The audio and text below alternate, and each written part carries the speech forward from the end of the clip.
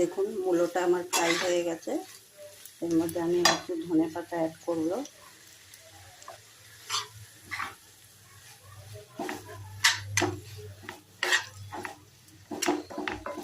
এর মধ্যে সামান্য একটু জল দেব, দিয়ে আমি এরপরে মাছগুলো দিয়ে দেব। দেখুন আমি সব মাছগুলো দিয়ে দিয়েছি, ছোট মাছগুলো। এগুলো হচ্ছে পুঁটি মাছ। এর উপর দিয়ে আমি আর একটু ধনেপাতা ছড়িয়ে দিলাম, দিয়ে জলটা ড্রাই হয়ে গেলেই আমি এটাকে নামিয়ে দেবো। দেখুন এটা হয়ে গেছে।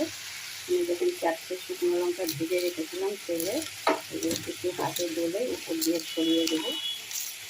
তাহলে এটা লঙ্কা ভাজার একটা সেন্ট আছে, চচ্চড়িটা খুব ভালো লাগে।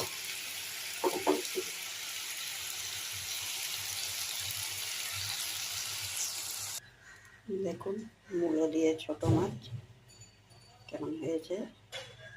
একবার বানাবেন এইভাবে মূলো দিয়ে ছোট মাছ, খেতে কিন্তু খুব টেস্ট।